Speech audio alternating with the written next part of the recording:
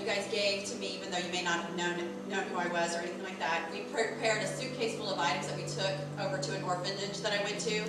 And I went with another couple of girls, and they also did suitcases full of supplies, and God is such a miracle worker that, like, we brought everything that they didn't bring. So that's, like, just such a neat thing that He worked that out, that every supply need was met.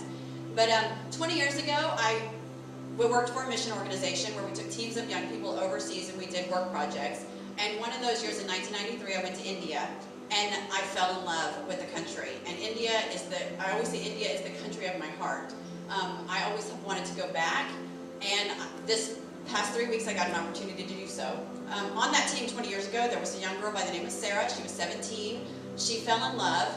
After she graduated high school, she went back to India and worked in a ministry there, and she married an Indian man by the name of James, and they have a huge ministry called India Christian Ministries. Sarah herself has a ministry, Sarah's Covenant Homes, and what they do is they take in special needs orphans.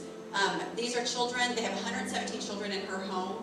They're children that have been abandoned at a bus station or a train station, usually just abandoned anywhere. They can be left on the side of the road. An Indian police pick them up, and then through the government, they place them into Sarah's home. She tries to get their surgeries, any medical needs met. So that's what we did. We went there to work with her.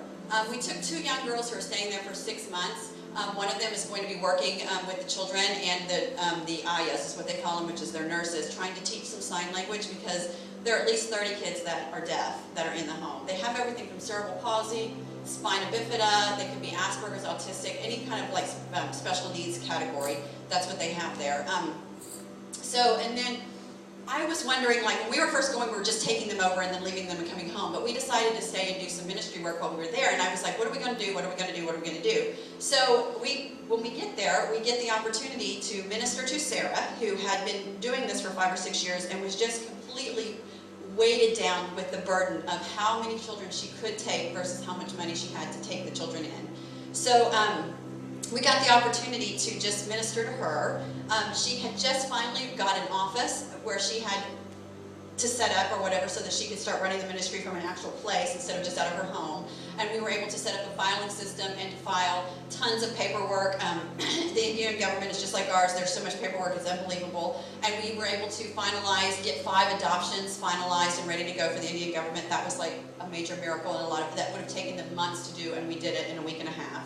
So there was just some really great things.